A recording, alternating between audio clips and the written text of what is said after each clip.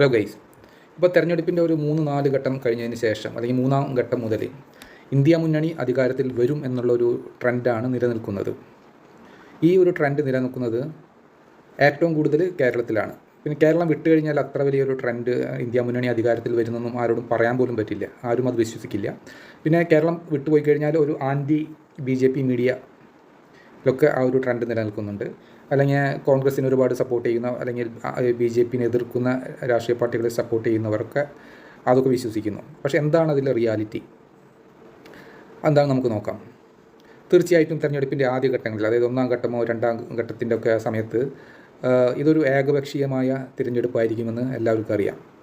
ഒരു എന്താ പറയുക, ഒരു ഇൻട്രസ്റ്റിംഗ് ഫാക്ടർ ഉണ്ടായിരുന്നില്ല.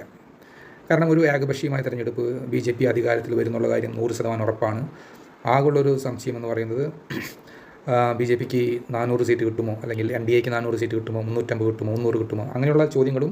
പിന്നെ ചില സ്റ്റേറ്റുകളിൽ അക്കൗണ്ട് തുറക്കുമ്പോൾ തമിഴ്നാട്ടിൽ എത്ര സീറ്റ് കിട്ടും, വെസ്റ്റ് ബംഗാളിൽ എത്ര സീറ്റ് കിട്ടും, തെലങ്കാനയിൽ അല്ലെങ്കിൽ കേരളത്തിൽ BJPക്ക് എത്ര സീറ്റ് കിട്ടും, അങ്ങനെയുള്ള ഒരു ഇൻട്രസ്റ്റിംഗ് ആയിട്ടുള്ള കുറച്ച് കാര്യങ്ങൾ മാറ്റി നിർത്തി കഴിഞ്ഞാൽ പൊതുവേ ഒരു ടൈറ്റ് കോമ്പറ്റീഷൻ ഇല്ലാത്തൊരു തിരഞ്ഞെടുപ്പാണ് 2024 ലോക്സഭാ തിരഞ്ഞെടുപ്പ്.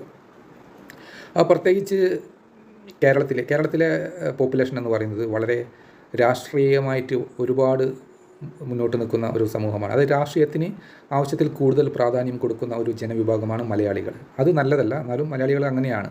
അതുകൊണ്ട് തന്നെയാണ് കേരളത്തിൽ ബാക്കിയുള്ള കേരളം ഒരു ചെറിയൊരു സംസ്ഥാനമാണ്. ആ ഒരു ചെറിയ സംസ്ഥാനത്ത് പോലും അല്ലെങ്കിൽ വളരെ ഒരു കുറച്ച് പെർസെൻറ്റേജുള്ള മലയാളികളുടെ ഇടയിൽ ഇത്ര അധികം മലയാള ന്യൂസ് മാധ്യമങ്ങളുള്ളത്. മലയാളികൾ കൂടുതൽ പൊളിറ്റിക്സിന് പ്രാധാന്യം കൊടുക്കുന്ന ഈ ഒരു കാരണം കൊണ്ടാണ്. അപ്പോൾ എന്താ സംഭവിച്ചതെന്ന് വെച്ചാൽ, ഈ കേരളത്തിലെ ഇലക്ഷൻ കഴിയുന്നവരെ, അതായത് ഏപ്രിൽ 26 വരെ ഈ മീഡിയ ന്യൂസ് ചാനലുകളിലൊക്കെ TRP റേറ്റിംഗ് എന്നല്ല പറയുക, TRP റേറ്റിംഗ് വളരെ കൂടുതലായിരുന്നു എല്ലാവരും മീഡിയയ്ക്കും ഇലക്ഷൻ കഴിയുന്നവരെ. പക്ഷേ കേരളത്തിലെ ഇലക്ഷൻ കഴിഞ്ഞതിന് ശേഷം ഈ ന്യൂസ് മീഡിയാസിൻ്റെ ഒക്കെ TRP റേറ്റിംഗ് വളരെയധികം താഴോട്ട് പോയി. കാരണം അവിടെ ഈ റിസൾട്ട് വരുന്ന ദിവസം വരെ അവർ ഇൻട്രസ്റ്റിംഗ് ആയിട്ടുള്ള ഒന്നുമില്ല. എന്തായാലും BJP അധികാരത്തിൽ വരുള്ളൂ, പിന്നെ ഇൻട്രസ്റ്റിംഗ് ആയിട്ടുള്ളൊരു ടോപ്പിക് അവിടെ ഇല്ല. അങ്ങനെ ഇവർ TRP റേറ്റിംഗ് താഴോട്ട് പോയപ്പോൾ ഒരു ടൈറ്റ് കോമ്പറ്റീഷൻ നിലനിൽക്കുന്നുണ്ടെന്നുള്ളൊരു ബോധ്യം വന്നു കഴിഞ്ഞാൽ മാത്രമേ ആൾക്കാർക്ക് വീണ്ടും ന്യൂസ് കാണാനുള്ള ഇൻട്രസ്റ്റ് ഉണ്ടാവുള്ളൂ. അപ്പോൾ നിങ്ങൾ ആലോചിച്ച് നോക്കും, ഇപ്പോൾ India Kenya, India Netherland, India അഫ്ഗാനിസ്ഥാനൊക്കെ ഒരു ക്രിക്കറ്റ് മത്സരം നടക്കുമ്പോൾ അത് കാണുന്ന പ്രേക്ഷകർ കുറവായിരിക്കും. പക്ഷേ India Pakistan, India South Africa, India Australia cricket മത്സരം നടക്കുമ്പോൾ പ്രേക്ഷകർ കൂടും. കാരണം എന്താണ്, അവിടെ ഒരു ടൈറ്റ് കോമ്പറ്റീഷനാണ്. അതുകൊണ്ട് നമുക്ക് ഇൻട്രസ്റ്റിങ്ങും ത്രില്ല് എലമെൻസും കൂടും. അപ്പോൾ വീണ്ടും ഇന്ത്യ മുന്നണിക്ക് ഒരു പ്രാധാന്യം ഉണ്ട്, അല്ലെങ്കിൽ INDA മുന്നണിക്ക് ഈ BJPനെ പരാജയപ്പെടുത്തി അധികാരത്തിൽ വരാനുള്ള ഒരു മായാലോകം സൃഷ്ടിച്ച് കഴിഞ്ഞാൽ ഈ റിസൾട്ട് വരുന്ന ദിവസം വരെ ആൾക്കാരെ വീണ്ടും മീഡിയാസിൻ്റെ മുമ്പിൽ കൊണ്ടുവരാൻ സാധിക്കും. വളരെ ഒരു ലോങ് ഇടവേളയാണ് കേരളത്തിൽ ഇലക്ഷൻ കഴിഞ്ഞിട്ട് റിസൾട്ട് വരുന്നവരെ.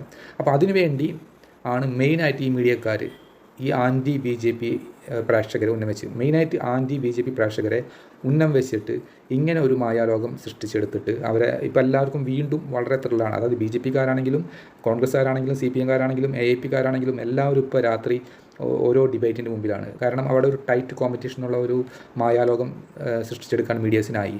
അപ്പോൾ ഇതിൻ്റെ റിയാലിറ്റി നമുക്ക് നോക്കാം. ശരിക്കും BJP അധികാരത്തിൽ വരില്ലേ എന്നുള്ളത് നമുക്ക് നോക്കാം. കാരണം BJP കുറച്ച് എന്താ പറയുക, പരിഭ്രമത്തിലാണ്. അവർക്ക് കുറച്ച് ഭയമുണ്ട്, അത് ശരി തന്നെയാണ്. പക്ഷേ ഇതിനുള്ള കാരണം ഇനിഷ്യലി അവർ വിചാരിച്ചിരുന്നു അവർക്ക് 3-2 ഭൂരിപക്ഷം ഈ ഒരു തിരഞ്ഞെടുപ്പിൽ കിട്ടുമെന്ന്. അതായത് 360 സീറ്റ് അല്ലെങ്കിൽ അവർക്ക് ഒറ്റയ്ക്ക് നേടാൻ സാധിക്കുന്നുള്ളൊരു പ്രതീക്ഷ അവിടെ ഉണ്ടായിരുന്നു. അവിടെ ഒറ്റയ്ക്ക് BJPക്ക് 3-2 ഭൂരിപക്ഷം കിട്ടിക്കഴിഞ്ഞാൽ പല ഭരണഘടനയും ഇതും അഴിച്ചു പണിയാൻ അവർക്കുള്ള പെർമിഷൻ കിട്ടിയിരുന്നു. അപ്പോൾ അവർക്ക് അതിന് വേണ്ടിയിട്ടുള്ള അതിയായ ആഗ്രഹം ഉണ്ടായിരുന്നു. അതിനു വേണ്ടിയിട്ടാണ് അയോധ്യയുടെ പുനഃപ്രതിഷ്ഠ ഇലക്ഷൻ്റെ 2-3 മാസം മുമ്പ് നടത്തിയതൊക്കെ. അപ്പോൾ ഇതൊക്കെ ചെയ്തിട്ടും അവർക്കൊരു തോന്നൽ തോന്നി BJPക്കാർക്ക്. ഈ പറഞ്ഞ പോലെ ഒരു ട്രെൻഡ്, വിചാരിച്ചതൊരു ട്രെൻഡ് അവിടെ നിലനിൽക്കുന്നില്ല, 3-2 ഭൂരിപക്ഷം കിട്ടാനുള്ള സാധ്യതയില്ല എന്നുള്ളത് അവർക്ക് തോന്നുന്നു. അപ്പോൾ ശരിയാണ്, BJPയും മോഡിയും അമിത്ഷായൊക്കെ ചെറിയ പരിഭ്രമത്തിലാണ്. അവരെ പരിഭ്രമം എന്ന് പറയുന്നത് 360-350 സീറ്റ് അവർക്ക് ഒറ്റയ്ക്ക് കിട്ടുമോ എന്നുള്ള ഒരു ഡൗട്ടിലാണ്, അല്ലാണ്ട് അധികാരത്തിൽ വരില്ലെന്ന് ആലോചിച്ചിട്ടില്ല. അവർ പരിഭ്രമിക്കുന്നത് 360 സീറ്റ് അവർക്ക് ഒറ്റയ്ക്ക് നേടാൻ പറ്റില്ലേ എന്നുള്ള ഒരു സംശയത്തിലാണ്. അല്ലാണ്ട് അവർക്ക് 100% ഉറപ്പാണ് അവർ അധികാരത്തിൽ വരുമെന്നുള്ളത്. അവർക്ക് 100% ഉറപ്പാണ് അവരൊറ്റയ്ക്ക് 300-ൽ കൂടുതൽ സീറ്റ് നേടുമെന്നുള്ളത്. പക്ഷേ അവർ പരിഭ്രമിക്കുന്നത് 350 അല്ലെങ്കിൽ 360 സീറ്റ് അവർക്ക് ഒറ്റയ്ക്ക് നേടാൻ സാധിക്കുമോ എന്നുള്ള ഒരു ഭയത്തിലാണ് അവർ. അപ്പോൾ ഈ ഒരു ഭയം കൊണ്ട് അവർ പല കൈവിട്ട പ്രസ്താവനകളും പല കാര്യങ്ങളൊക്കെ ചെയ്തു എന്നുള്ള കാര്യം സത്യമാണ്. പക്ഷേ അവർ ഭയക്കുന്നത് ഇതാണ്, 360 സീറ്റ് ഒറ്റയ്ക്ക് നേടാൻ സാധിക്കും എന്നുള്ള ഒരു സംശയമാണ് അവർക്കുള്ളത്.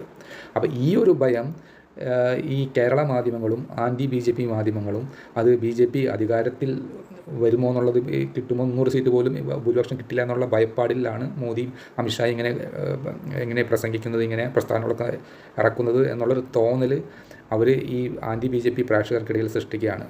അപ്പോൾ കേരളത്തിൽ ഏറ്റവും കൂടുതൽ ആൻറ്റി BJP പ്രേക്ഷകരുള്ള കേരളത്തിൽ ഈ മാധ്യമങ്ങൾ അത് മാക്സിമം യൂട്ടിലൈസ് ചെയ്യുന്നു.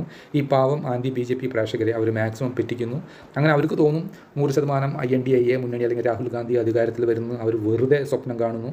അങ്ങനെ അവർ പ്രതീക്ഷിച്ചിട്ട് പെട്ടെന്ന് റിസൾട്ട് വരുമ്പോൾ കേരളത്തിന് അപ്പുറത്തുള്ള ആൾക്കാരൊന്നും ഞെട്ടില്ല. റിസൾട്ട് വരുമ്പോൾ BJPക്ക് 300, 340, 320 സീറ്റ് നേടുമ്പോൾ ബാക്കിയുള്ള ആൾക്കാർക്കൊന്നും ഒരു ഞെട്ടലുണ്ടാവില്ല.